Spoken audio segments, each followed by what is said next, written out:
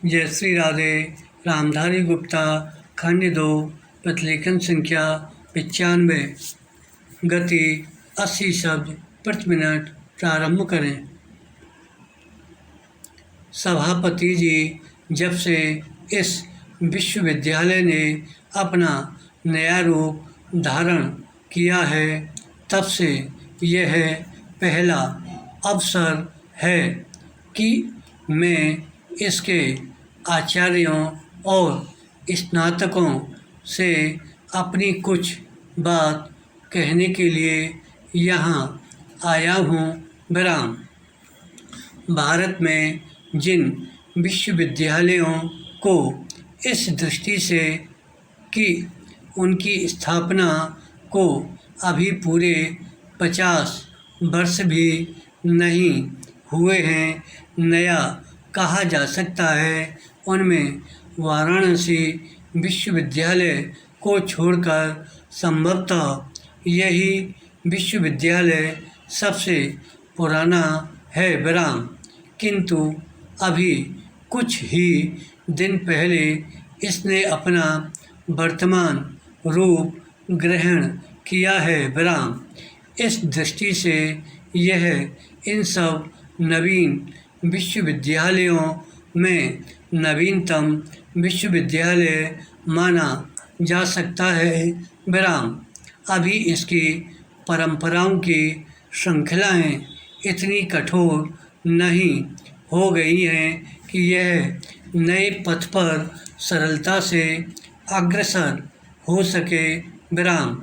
अतः मैं इससे यह आशा करता हूँ कि यह अपनी शिक्षा का ढंग कुछ ऐसा रखेगा जिससे कि यह मानव जीवन की शिक्षा के सब प्रयोजनों को पूरा कर सके। विराम।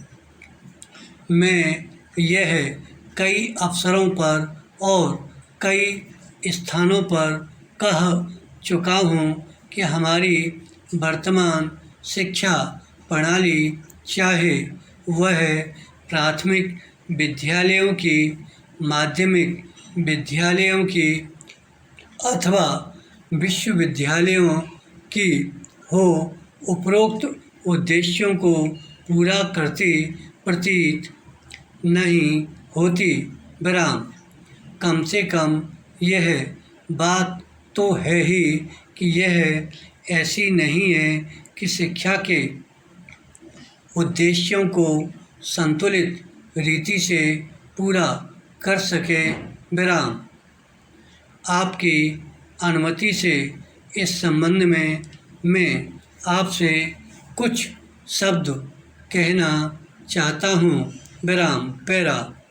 मेरा यह मत है कि शिक्षा के 3 उद्देश्य होते हैं, जिनमें से 2 उद्देश्य तो व्यक्ति के अपने निजी जीवन से संबंध रखते हैं और तीसरा व्यक्ति के सामूहिक जीवन से संबंधित है।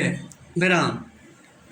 प्रथमतः शिक्षा का यह प्रयोजन है कि वह व्यक्ति की ईश्वर प्रदत्त सहज विवेक बुद्धि की सामर्थ्य और क्षमता को बढ़ाए। विराम। यह ठीक है कि मानव को विवेक बुद्धि जन्म से ही प्रकृति या ईश्वर से मिली हुई होती है, किंतु अपनी नैसर्गिक अवस्था में इसकी सामर्थ्य और क्षमता अत्यंत सीमित होती है।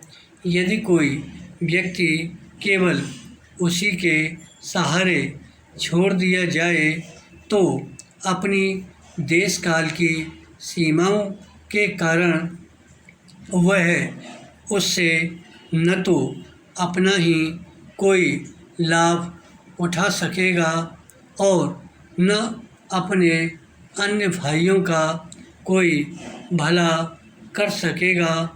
विराम।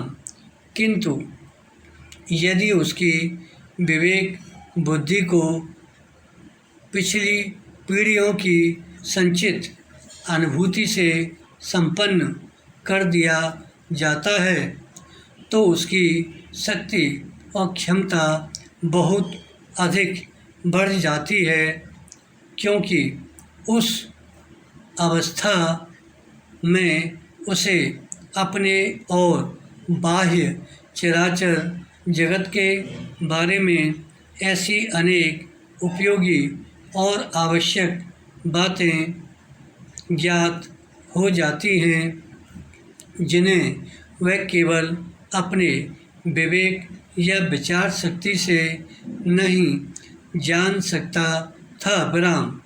दूसरे शब्दों में इस प्रक्रिया द्वारा उसकी विवेक बुद्धि इतनी सक्षम और सामर्थ्यवान हो जाती है कि उसके सहारे वह अपने को और अपने चारों ओर के जड़ और सजीव जगत को समझने और उसमें रहकर अपने जीवन को ठीक दिशा में चलाने के योग्य हो जाता है। विराम।